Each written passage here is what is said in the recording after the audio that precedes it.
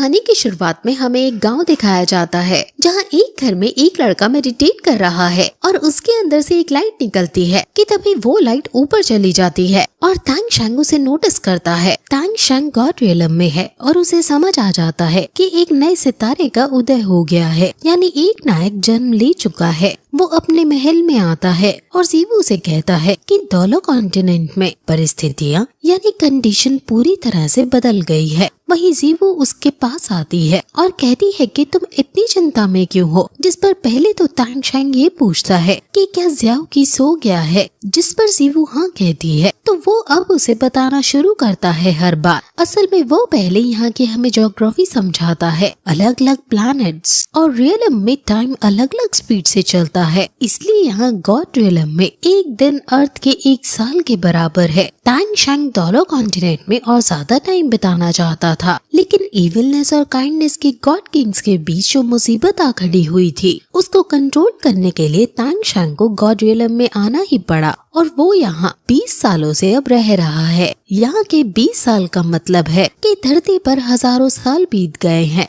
धरती पर अब तांग क्लैन का अस्तित्व नहीं है। समय के साथ तांग क्लैन कमजोर होती गई और एक दिन खत्म हो गई। काइंडनेस और इविल के गॉड किंग धरती पर आ गए थे जब, और उनकी वजह से अर्थ की ज्योग्राफी बदलने लगी और अर्थ क्रस्ट डिस्प्लेस होने लगी, जिससे धरती के दोलो कॉन्टिनेंट की जमीन 2 गुनी हो गई और बहुत सारी वहाँ साइड साइड से जो दूर दूर जमीन थी वो आपस में जुड़ने लगी। तांग शैंग अब मॉर्टल रियलम में इंटरफेयर नहीं कर सकता है, वो सिर्फ उसे देख सकता है। 4000 साल पहले वेस्ट के अंदर जो सन मून कॉन्टिनेंट था वो दोलो कॉन्टिनेंट से जा टकराया और उसने कई कॉन्टिनेंट्स के साथ वहाँ जंग यानी युद्ध छेड़ दिया। दोलो कॉन्टिनेंट जिसके पास तांग शैंग के हिडन वेपन थे, उन्होंने सन मून कॉन्टिनेंट से युद्ध किया, लेकिन फिर भी वो सन मून कॉन्टिनेंट के आगे नहीं टिक पाए। तांग शैंग के टाइम पर यानी 10,000 साल पहले सिर्फ 2 ही एम्पायर थे, एक था तियानडो एम्पायर और एक था जिंगलो एम्पायर। लेकिन अब अलग अलग कॉन्टिनेंट्स आपस में मर्ज होने की वजह से यहाँ 4 एम्पायर क्रिएट हो गए हैं, जिनके बीच हमेशा कॉन्फ्लिक्ट चलता रहता है। इन सभी के पास आधुनिक हथियार हैं और ये इस कॉन्टिनेंट का शायद डार्क फेज है। तांग क्लैन को समय के पहिए ने निगल लिया, जिसकी वजह से तांग क्लैन की स्ट्रेंथ 4000 सालों में तबाह हो गई थी। मैं यहाँ गॉड किंग हूँ, लेकिन फिर भी मैं तांग क्लैन को बचाने के लिए कुछ नहीं कर सकता हूँ। जिस क्लैन को मैंने अपने हाथों से बनाया था वो मेरे सामने ही टूट गई और इससे दर्द भरी बात भला मेरे लिए और क्या हो सकती है। लेकिन जीवू उसे और ज्यादा बर्डन और स्ट्रेस में प्रोग्रेस कर गए। तांग शैंग भी समझ जाता है और कहता है कि अब लगता है कि दोलो कॉन्टिनेंट में अब एक सितारे ने जन्म लिया है और उसकी किस्मत तांग क्लैन के साथ जुड़ी हुई मुझे नजर आ रही है। मैंने उसके भाग्य को और अच्छे से देखने की कोशिश की, लेकिन अभी ज्यादा अंदर घुसने पर सब धुंधला धुंधला सा मुझे दिखा। शायद गॉड किंग्स किसी का भी भाग्य देख सकते हैं, इसलिए तांग शैंग ये सब कर रहा है। जीवू उसे बताती है कि उसके पेरेंट्स हमेशा दोलो कॉन्टिनेंट की बात किया करते थे और जरूर अब बहुत कुछ यहाँ होने वाला है। अब फिर हम धरती पर दोलो कॉन्टिनेंट पर व्हाइट टाइगर क्लैन और उसके बड़े से महल को देखते हैं, जहाँ ड्यूक की बहुत बड़ी तस्वीर लगी हुई थी। ये पूरा एरिया जो हमें दिखाया जा रहा है वो ड्यूक का है। असल में ड्यूक उसको कहा जाता है जो यहाँ का राजा हो। सो जब भी मैं ड्यूक कहूँ आप उसे राजा समझना। वहाँ के सैनिकों को अर्ली मॉर्निंग से ही पेट्रोलिंग यानी रखवाली पर लगा देते हैं और वो किसी चीज के खत्म होने की बात कर रहे हैं कि जितनी जल्दी ये खत्म होगा उतना ही हमारे लिए अच्छा है।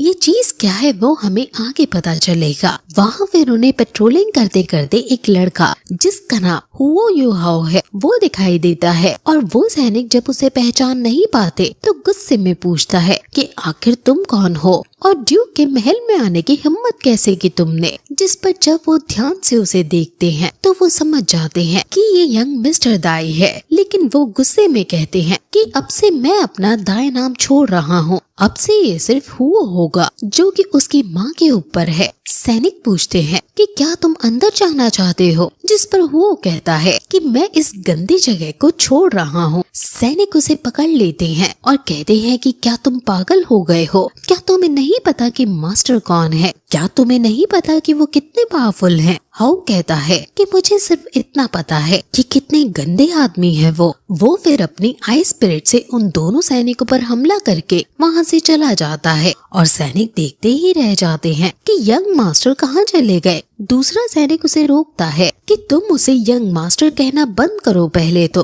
क्योंकि अगर डचेस यानी ड्यूक की पत्नी ने तुम्हें उसे यंग मास्टर कहते हुए सुन लिया तो वो तुम्हें 3 इंच कम कर देगी, यानी तुम्हारा सर काट देगी। असल में किसी को भी असलियत में हुओ का पास नहीं पता कि ये बच्चा किसका है और सब इसे राजकुमार यानी यंग मास्टर क्यों कहते हैं और कुछ लोग इसको हेट क्यों करते हैं। ड्यूक यहाँ आने ही वाले हैं, इसलिए सैनिक फिर से जल्दी से पेट्रोलिंग पर लग जाते हैं। वहीं हम ड्यूक को देखते हैं जो अपने सैनिकों के साथ वापस आ रहे हैं और वो कुछ टेंशन में हैं और कुछ सोचते हुए आ रहे हैं कि तभी उन्हें हुओ की झलक दिखती है और जब वो आंख मूंदकर फिर से ठीक से देखते हैं तो वहाँ कोई नहीं था। असल में वहाँ हुओ है और वो पेड़ के पीछे छुप गया है और वो याद करता है कि कैसे डचेस यानी महारानी ने उसके साथ बुरा किया और उसकी माँ को इतना जलील किया। महारानी ने उसे और उसकी माँ को महल से निकाल दिया और शेड में रहने पर मजबूर किया। वहाँ उन्होंने बहुत बुरी हालत में अपना गुजर बसर किया। वहाँ उन्हें अच्छे खाने पीने की भी सुविधा नहीं दी जाती थी और उनके लिए ये एक काल कोठरी के समान था और इस वजह से उसकी माँ कुपोषण यानी माल न्यूट्रिशन का शिकार होती गई और एक दिन बेहोश हो गई और अब वो अपनी आखिरी सांस गिनने लगी थी। वो बहुत रो रहा था और जब उसका नाम दाई हुओ था वो यू हाओ को रोने से मना करती है और उसे व्हाइट टाइगर डैगर देती है और कहती है कि तुम व्हाइट टाइगर ड्यू के बेटे हो, तुम इस खंजर को अपने पास रखो हमेशा और अपनी जिंदगी हमेशा अच्छे से जीना। ये कहकर वो आंखें बंद करके इस संसार से विदा ले लेती है और यू हाओ अपनी माँ के मरने के बाद बहुत रोता है और फिर जब उसकी सोल पर 10 पर पहुँच जाती है तब वो डिसाइड करता है कि वो यहाँ से निकलकर सोल रैंक हासिल करेगा और बहुत बड़ा सोल मास्टर बनेगा। अब इसलिए वो यहाँ से भाग निकलता है और अब स्टार दो फॉरेस्ट की तरफ जा रहा है। उसने पक्का मन बना लिया है कि चाहे उसे 20 साल लग जाए या 50 साल लग जाए वो अपनी माँ का नाम क्लियर करके रहेगा और उन्हें एक नोबल महिला के रूप में संसार में विख्यात करेगा और सारे लाछन उन पर से हटाएगा। असल में उसकी माँ बहुत समय पहले ड्यूक की मेड थी और ड्यूक का मेड पर दिल आ गया जिससे उनका अफेयर शुरू हो गया और इस अफेयर के चलते उनका एक बेटा हुआ जो यही हुओ है। ड्यूक तो हुओ को बहुत अच्छे से रखता था,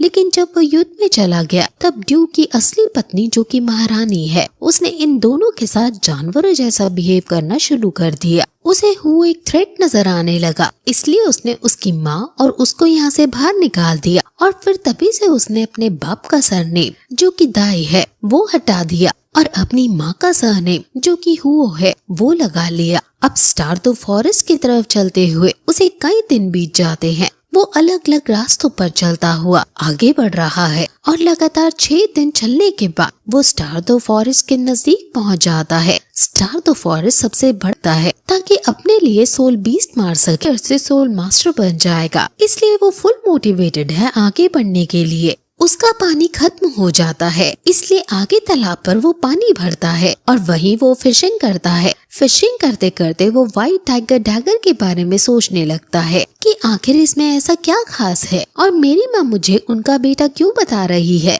मैं कभी ये स्वीकार नहीं करूँगा कि वो मेरे पिता है।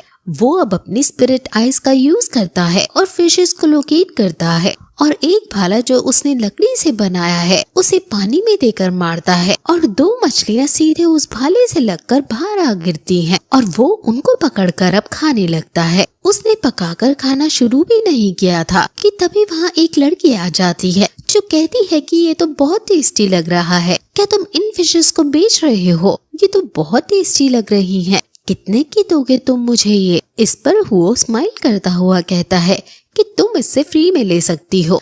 ये सुनकर वो तुरंत उसकी फिश लेकर खाने लगती है। लेकिन तभी उसका दोस्त आता है जो बहुत जेंटलमैन लग रहा है और वो कहता है कि अभी इस लड़के ने तो इसका एक बाइट भी नहीं खाया है और तुम इसका छीन कर खाने लगी। वो इस पर मजाक में हंसते हुए कहती है कि तुम अपने काम से काम रखो ना। वो खुश होकर उसके दोस्त को भी फिश ऑफर करता है, जिस पर वो कहता है कि पहले तुम खाओ और अगर बचे तो तुम हमें दे सकते हो। और क्या तुमने ये फिशेस नदी से पकड़ी हैं? जिस पर वो हाँ कहता है और कहता है कि मेरे पास बहुत सारी हैं, तुम ले सकते हो। वो अब ले लेता है और उसे अपना नाम बीबी बताता है और इस लड़के का नाम तांग्या है।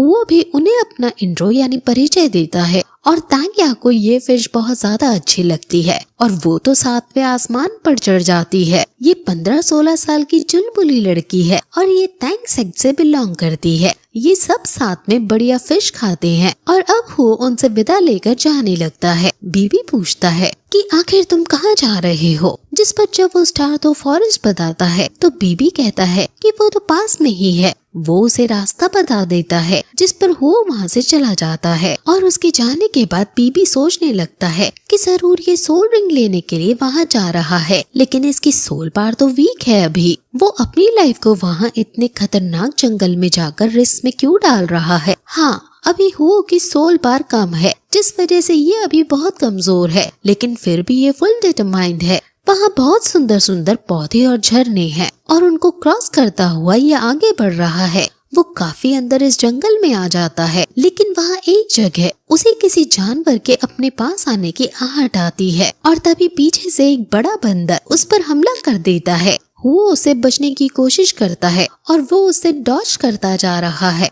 बंदर भी उसके पीछे पड़ गया है और हुओ को दिक्कत हो रही है। बंदर अपने मुंह से एक बार निकालकर उस पर अटैक करता है और वो अपने व्हाइट टाइगर डैगर का यूज करके उससे बचता है और व्हाइट टाइगर सक्सेसफुली उस अटैक को डॉज कर लेता है और वो अब वहाँ से भागने लगता है, लेकिन बंदर फाइनली उसे पकड़ ही लेता है। वो अपने पैरों से उसे बचने की कोशिश करता है और फिर वो डैगर को उसको घुसा देता है, जिससे बंदर दर्द के मारे उसे दूर फेंक देता है और अब गुस्से में उसको मारने के लिए आगे बढ़ता है। लेकिन अब वो आई स्पिरिट का यूज करके उसे लोकेट करता है और फिर डैगर को उसको मारने लगता है। जब भी वो डैगर का यूज करता है उसके अंदर से एक लाइट जलती है, यानी ये डैगर एक खास डैगर है। वो बीस्ट वहीं मर जाता है, लेकिन अब वो भी बहुत वीक हो गया था और उसके अंदर बिल्कुल जान नहीं बची थी। वो एक पेड़ के किनारे बैठता है और उस बीस्ट के अंदर से व्हाइट सोल रिंग निकलती है, लेकिन अभी हुओ के अंदर इतनी ताकत नहीं है कि वो इसे एब्जॉर्ब कर सके।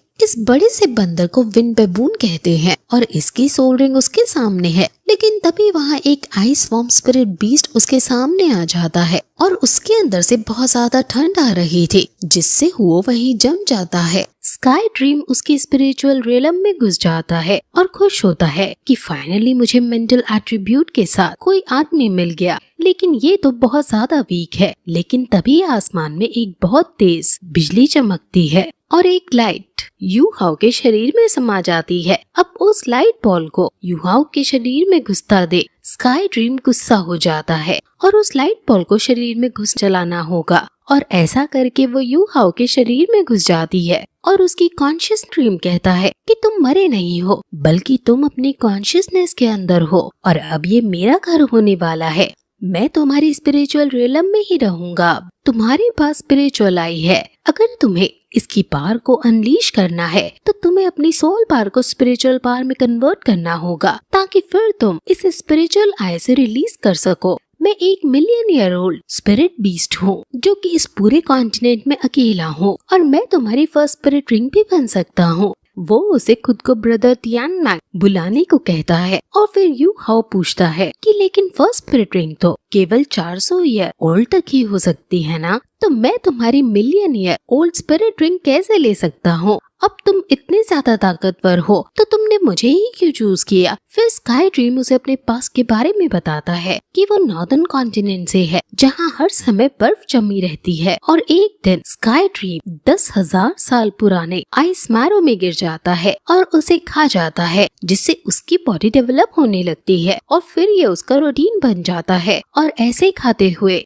और सोते हुए ही वो 10 लाख साल पुराना बीस्ट बनता है। इसलिए उसके पास फाइटिंग एबिलिटीज भी नहीं होती, जिसके कारण बाकी बीस्ट उसका फायदा फायदा उठाते हैं और धीरे धीरे उसकी पार्ट्स को एब्जॉर्ब करते हैं। तुम्हारे पास क्योंकि तुम्हारी ये फर्स्ट स्पिरिट रिंग है तो तुम्हारे लिए मैं सिर्फ 400 साल पुराने स्पिरिट रिंग की तरह ही काम करूँगा। लेकिन जैसे जैसे तुम अपनी लेवल्स बढ़ाते जाओगे वैसे फर्स्ट स्पिरिट रिंग का लाइफ स्पैन तुम्हारा बढ़ता रहेगा। अब ये सुनकर यू हाओ कहता है कि तुम और मैं एक जैसे हैं, हम दोनों ही अकेले बहुत कमजोर हैं, लेकिन अब हम दोनों मिलकर ताकतवर बनेंगे और फिर से किसी को हमें तंग नहीं करने देंगे। उसके बाद स्काई ड्रीम उसे बताता है कि अब मैं 10 लाख साल पुराना बीस्ट हूँ और एक विजडम सोल रिंग हूँ, तो मैं तुम्हें एक स्किल की जगह 4 स्किल दे सकता हूँ। जिसे सुनकर यू हाओ काफी खुश होता है और स्काई ड्रीम फिर उसे ग्रे लाइट बॉल के बारे में भी बताता है जो स्काई ड्रीम के साथ ही उसके शरीर में घुस चुकी होती है।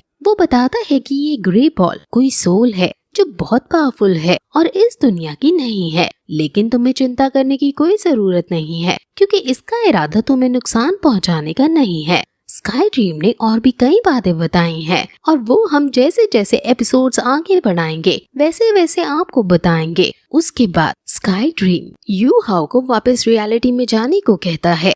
अब जब यू हाओ रियलिटी में अपनी आंखें खोलता है तो वो देखता है कि वो तांग्या की गोदी में है और वो उसके लिए चिंतित हो रही है वहाँ भी। और जब वो होश में आता है तो ये दोनों ही खुश हो जाते हैं। अब उसको पता चलता है कि ये दोनों उसकी चिंता में हैं और इन्होंने इसको डेंजर से बचाया है क्योंकि यहाँ कई सारे सोल बीस्ट हैं। वो इन दोनों की सोल रिंग देखता है और तांग्या के पास 2 सोल रिंग है जो 100 साल पुरानी है। बीबी के पास 3 सोल रिंग है और उनमें से 2 सोल रिंग 200 साल पुरानी है और एक सोल रिंग 1000 साल पुरानी है। बीबी सिर्फ 4-5 साल ही बड़ा है लेकिन फिर भी बहुत ज्यादा ताकतवर है। अब तभी वहाँ उन्हें ततुरा स्नेक उसकी 3rd स्पिरिट रिंग के लिए सबसे सही सोल बीस्ट है क्योंकि वो 1000 साल पुराना सोल बीस्ट है। अब बीबी उसको सावधान रहने को कहता है और खुद तांग्या के लिए दतूरा स्नेक को मारने चला जाता है। तांग्या के पास ब्लू सिल्वर प्लांट है और इसको देखकर वो शॉक हो जाता है।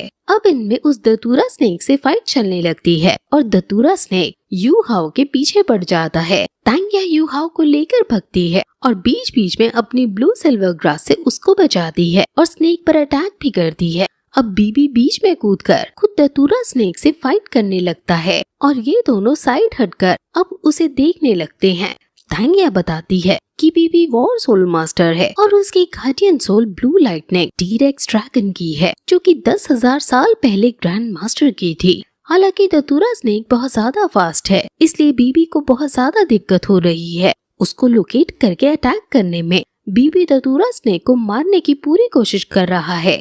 यू हाओ इन दोनों से बहुत ज्यादा खुश है क्योंकि पूरी जिंदगी सिर्फ उसकी माँ ने ही उसे बचाया है, लेकिन अब ये दोनों उसकी रक्षा कर रहे थे इसलिए अब वो भी इनकी मदद करने का सोचता है। और तभी स्काई ड्रीम उसे अपने नए अटैक जिसका नाम spirit detection and spirit sharing है उसका यूज करने को कहता है। वो तुरंत अपनी फर्स्ट सोल टेक्निक जिसका नाम सोल डिटेक्शन है उसका यूज करता है और फिर तुरंत सोल शेयरिंग का भी यूज कर देता है जिससे वो अपनी पास को दूसरों के साथ शेयर कर पाए। और वो तांग्या और बी और उन्हें दतूरा स्नेक स्लो मोशन में आता हुआ दिखाई देता है। वो समझ जाती है कि ये यू हाओ की सोल टेक्निक है। इस टेक्निक से उनके 30 मीटर के रेडियस में वो हर एक छोटे चेंज को ऑब्जर्व कर पाएंगे और वो कोई भी चीज चाहे वो कितनी तेज या छोटी हो उसको देख पाएंगे।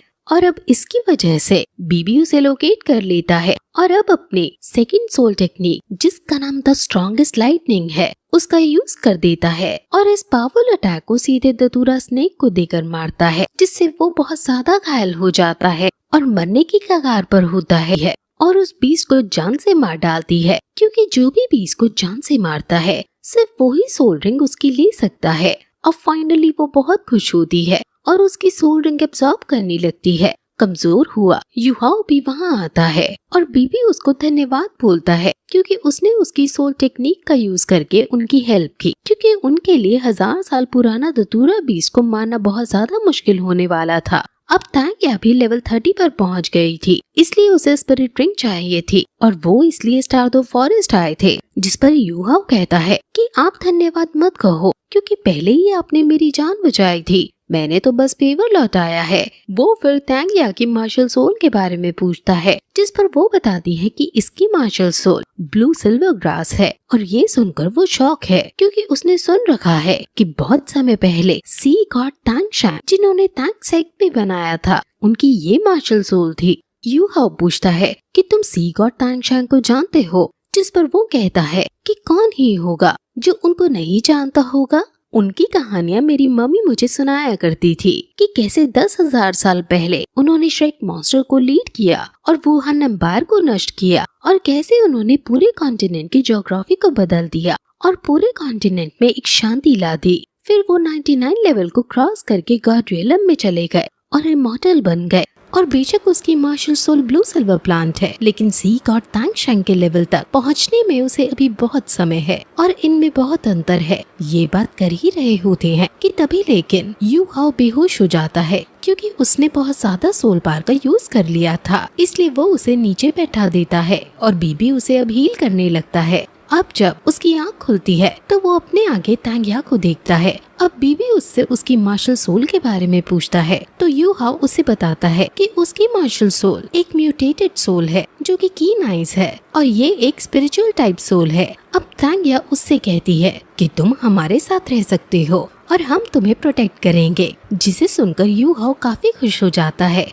दरअसल तांगिया ऐसा इसलिए कहती है क्योंकि उसे यू हाओ की कुकिंग स्किल्स काफी पसंद आती हैं। लेकिन तभी बीबी उससे उसकी फैमिली के बारे में पूछता है, तो यू हाओ कहता है कि उसका कोई नहीं है, वो इस दुनिया में अकेला ही है। जिसे सुनकर तांगिया उससे उनका सेक्ट ज्वाइन करने को कहती है। वो यू हाओ को बताती है कि हमारा सेक्ट 2 लोग कॉन्टिनेंट का नंबर 1 सेक्ट है और हमारे से वो उसे बताती है कि तांग सेक्ट को तांग शान ने बनाया था और उन्होंने फ्यूचर सोल मास्टर्स को नई दिशा दिखाई थी, और उन्हीं के सॉलिड फाउंडेशन और टीचिंग्स के कारण हम 4000 साल पहले सन मून कॉन्टिनेंट से लड़ पाए थे और पूरे लैंड को यूनिफाई कर सके थे। माना कि अब तांग सेक्ट डिक्लाइनिंग पोजीशन में है, लेकिन अभी भी हमारे पास ऐसी टेक्निक्स हैं जो और किसी के पास नहीं है। वो उसे तांग सेक्ट की ही बनाई हुई टेक्निक्स भी सिखाने का वादा करती है, जैसे ghostly trace, devil purple eyes, जुआन यूज हैंड। ये सब जुआन थियान रिकॉर्ड्स है और ये अभी तक तांग सेक्ट के पास है जो तांग शैंग ने बनाए थे। फिर वो उसे ये भी है कि अब तांग सेक्ट को उसकी ऊंचाइयों तक पहुंचाए। वो उसे ये भी बताती है कि श्रेक एकेडमी, जो कि सबसे ताकतवर एकेडमी है, वो तांग सेक्ट से जुड़ी है। तो तांग सेक्ट को हर साल एक VIP सीट मिलती है, जिससे वो किसी का भी एडमिशन श्रेक एकेडमी में करा सकते हैं। ये सब सुनकर यू हाओ तांग सेक्ट को ज्वाइन करने का डिसीजन लेता है और फिर तीनों बहुत ज्यादा खुश होते हैं। अब वो सब जंगल में आगे बढ़ते हैं और रास्ते में मछलियाँ पकड़ते हैं। बीबी अपनी पावर का यूज करके एक ही बार में बहुत सारी मछलियाँ पकड़ लेता है और अब ये तीनों उन मछलियों को पकाने लगते हैं। लेकिन तांगिया, जो कि कुकिंग में बहुत बुरी थी, वो अपनी मछली जला देती है। इसलिए यू हाओ से अपनी फिश देता है, ये कहकर कि उसके पास बहुत सारी हैं। वो तीनों जंगल में काफी अच्छा टाइम स्पेंड करते हैं और अब बीबी खाने के बाद उसे पर्पल जेमिनाई, जुआन यू हैंड्स और घोस्टली ट्रेस टेक्निक दिखाता है और फिर सीक्रेट वेपन का यूज करना भी बताता है। फिर वो ड्रैगन कैचर क्लॉ का यूज करता है और यू हाओ ये सब देखकर बहुत एक्साइटेड है और अब बीबी उसे ये सब सिखाने लगता है। लेकिन उसकी बॉडी अभी बहुत कमजोर है, इसकी वजह से वो अच्छे से नहीं सीख पा रहा था। अब ऐसे चलते चलते उन्हें कई दिन लग जाते हैं और उनमें अच्छी बॉन्डिंग बन जाती है। बीबी यू हाओ की पूरी मदद कर रहा है, उसको हील करने में, कल्टीवेट करवाने में और उसको स्ट्रॉन्ग बनाने में। बीबी नोटिस करता है कि यू हाओ की मेरिडियंस बहुत नैरो और थिन है और अंदर बहुत चीजें गड़बड़ हैं। इसकी मेरिडियंस में इसके पास जो फिजिकल टैलेंट है वो तो एकदम बेकार है, लेकिन फिर भी वो तीनों आगे चल रहे हैं और काफी खुश है। वो अलग अलग रास्तों से होते हुए श्रेक सिटी के बाहर पहुंच जाते हैं और तांगिया यू हाओ को बताती है कि यहाँ वर्ल्ड का नंबर 1 एकेडमी, जिसका नाम श्रेक एकेडमी है, वो यहाँ पर है। जो अभी श्रेक एकेडमी में एडमिशन पा लेता है वो ताकतवरों का भी ताकतवर बनता है। यही वो जगह है जहाँ बड़े बड़े लोग पढ़कर निकले हैं। जो लोग इस श्रेक एकेडमी में एक्सेप्ट हो जाते हैं वो ताकतवरों के भी ताकतवर बन जाते हैं। ये स्ट्रॉन्ग पीपल्स का बर्थ प्लेस है। यू हाउ इसकी सुंदरता को देखकर हैरान है क्योंकि यहाँ बहुत बड़ी बड़ी बिल्डिंग्स है और यहाँ कई लोग काम कर रहे हैं। तांग्या कहती है कि मैं तुम्हारा यहाँ एडमिशन करवा दूंगी और ये सुनकर यू हाउ हैरान हो जाता है कि भला वो इसके हार्ड एग्जाम को कैसे पास करेगा। लेकिन तांग्या कहती है कि तांगशान जो हमारी तांगसेक के एंसेस्टर हैं, वो श्रेक एकेडमी से ही पढ़े थे और जब तांगसेक बना था तब श्रेक एकेडमी के सभी ग्रेजुएट्स ने तांगसेक को ज्वाइन कर लिया था और जो प्यार का रिश्ता तांगसेक और श्रेक एकेडमी में बना वो अभी तक कायम है, जिस वजह से श्रेक एकेडमी हर साल तांगसेक के लिए कुछ सीट हमेशा छोड़ती है और अब मैं ये सीट तुम्हें दे रही हूँ। ये सुनकर वो खुश हो जाता है, लेकिन बीबी उसे कहता है कि यहाँ तुम क्योंकि नए हो इसलिए हर 3 महीने में तुम्हारा एग्जाम होगा और तुम्हें उसे पास करना होगा एक्सपेल न किए जाने के लिए। यू हाउ कहता है कि वो पूरी मेहनत करेगा इन एग्जाम्स के लिए और अब तांग्या उसकी विल पावर को देखकर उसे रिवॉर्ड में सोल स्टोरेज का जिसका नाम 24 ब्रिज मून बेल्ट देती है और इसमें ये अपनी चीजें स्टोर कर सकता है। अब ये खुशी खुशी आगे श्रेक सिटी के अंदर जाते हैं और यहाँ हर तरफ सोल गाइड थे जो कि उनकी एक तरह से टेक्नोलॉजी है। ये सोल गाइड का यूज करके अलग अलग काम करते हैं, जैसे ट्रांसपोर्टेशन का, जैसे हमारे एनर्जी का फॉर्म। और ये श्रेक सिटी बहुत ज्यादा टेक्नोलॉजिकली एडवांस है। यू हाउ एक राजकुमार है, लेकिन फिर भी अपने महल में उसने इतनी ज्यादा टेक्नोलॉजी कभी नहीं देखी। बीबी यू हाउ को बताता है कि श्रेक एकेडमी का जो आज करंट स्टेटस है वो 4000 साल पहले जो युद्ध हुए थे उनकी वजह से बना था। दोलो कॉन्टिनेंट और रियो कॉन्टिनेंट के बीच जब फाइट हुई तो दोलो कॉन्टिनेंट के सभी एलाइड फोर्सेस ने रियो कॉन्टिनेंट के खिलाफ तांगसेक के हिडन वेपन्स का यूज करके उन पर हमला किया, लेकिन रियो एम्पायर के पास सोल गाइडेड वेपन्स थे, जिस वजह से दोलो कॉन्टिनेंट बहुत ज्यादा कमजोर पड़ने लगा। ऐसा नहीं था कि तांगसेक के हिडन वेपन कमजोर थे, तांगसेक के पास तो काफी ज्यादा हिडन वेपन्स थे और कुछ हिडन वेपन्स तो गॉड को सिर्फ तांगशान और लू गाओ जो कि बहुत समय पहले डिवाइन क्राफ्टमैन थे सिर्फ वो ही बना सकते थे। Common hidden weapon soul guided weapon के आगे कमजोर पड़ गए, जिस वजह से दोलो कॉन्टिनेंट के एलाइड फोर्सेस हारने लगे। लेकिन तभी श्रेक एकेडमी के फॉर्मदीन युद्ध में कूदे और उन्होंने 60 गैंग और दोलो को इकट्ठा कर लिया, जिससे परिस्थितियां उन्होंने बदल दी और रियो एम्पायर को हरा दिया। अब श्रेक एकेडमी किसी भी कंट्री से बिलोंग नहीं करती, ये अपना एक इंडिपेंडेंट एग्जिस्टेंस रखती है। और फिर जब से दोलो कॉन्टिनेंट की जीत हुई तब से ही तांगसेक का डिक्लाइन शुरू हो गया। ये बात करते करते ट्रैवल भी कर रहे हैं और ये एक लिफ्ट में बैठकर ऊपर जा रहे हैं। यू हाउ पूछता है कि क्या सोल गाइड सच में इतने ताकतवर हैं? क्योंकि जिंगलो एम्पायर में तो मैंने रियली ही कोई सोल गाइड देखा होगा। जिस पर बीवी कहता है कि दोलो कॉन्टिनेंट के 3 किंगडम्स में तो सोल मास्टर्स बहुत ज्यादा रिस्पेक्टफुल माने जाते हैं और इसलिए बहुत सारे soul masters soul guide tools को ठुकरा देते हैं, उन्हें रिजेक्ट कर देते हैं क्योंकि उनका ये मानना है कि ये उनके अपनी पार नहीं है। सोल गाइडिंग मास्टर्स को एक्सेप्ट करना है जो कि जीनियस हो, इसलिए इनर कोर्टयार्ड के अंदर सिर्फ वो ही जा सकता है जो बहुत ताकतवर हो। वो सिर्फ हीरे को और ज्यादा तराशने का काम करते हैं। आउटर कोर्ट से श्रेक एकेडमी ने बाकी किंगडम्स के रिक्वेस्ट करने पर बना दिया ताकि उनके एम्पायर के बच्चे भी इतने बड़े एकेडमी में पढ़ सके। बीबी और तांग्या दोनों ही 3rd ईयर में है आउटर कोर्ट के और 3 साल बाद ये दोनों इनर कोर्टयार्ड के एग्जाम देंगे। यू हाउ सोचने लगता है कि ये दोनों तो इतने ताकतवर है, फिर भी ये अभी तक आउटर कोर्ट में है। लेकिन तभी बीबी कहता है कि इनर कोर्टयार्ड के अंदर सिर्फ लाखों में एक ही जा पाता है, यानी अगर 10 लाख बच्चे एग्जाम दे तो सिर्फ एक ही बच्चा पास होगा। बीबी कहता है कि वो एक बार इनर कोर्टयार्ड के सीनियर से मिला और वो सीनियर स्टार तो फॉरेस्ट गया और उसने सिर्फ फ्री का नाम सुनकर वहाँ लोग आ जाते हैं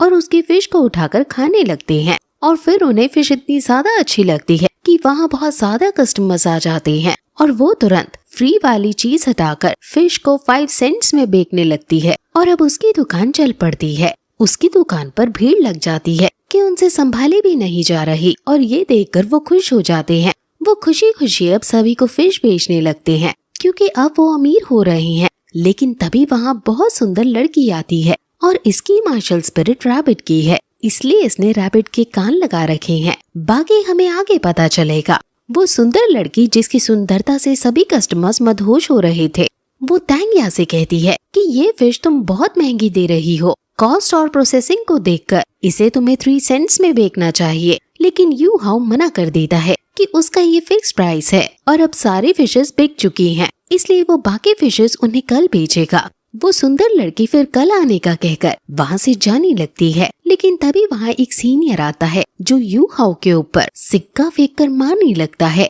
तांग्या अपने हिडन वेपन से उसे रोकती है और फिर जब वो सीनियर उसकी फिश जो एक वहाँ रोस्ट हो रखी थी, जो यू हाउ ने तांग्या के लिए बचा कर रखी थी, वो उसे चुराने लगता है, लेकिन तभी तांग्या उसे रोकती है।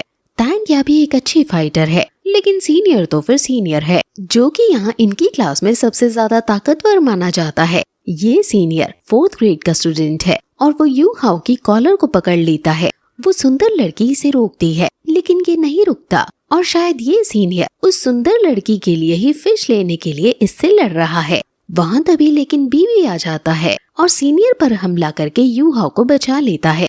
सीनियर और बीबी एक ही क्लास में है और तांग्या उस पर अपने हिडन वेपन से हमला करती है और कहती है कि तुमने आखिर तांग सेक्ट के लोगों पर हमला करने की हिम्मत कैसे की, लेकिन वो सीनियर उसके हिडन वेपन से भी बच जाता है। हालांकि एक हिडन वेपन उसे चुप जाता है, इसलिए सीनियर को और ज्यादा गुस्सा आ जाता है, लेकिन फिर भी सुंदर लड़की को इम्प्रेस करने के लिए वो अपने चेहरे पर दर्द की एक झलक भी नहीं आने देता और सुंदर लड़की भी उसकी सब बात को समझ रही थी, लेकिन उसे कोई भाव नहीं देती वो है। या और इनकी एक्स्ट्रा डिटेल्स तो हमें कमेंट करके जरूर बताएं। हम अगले ही दिन वीडियो जरूर लाएंगे।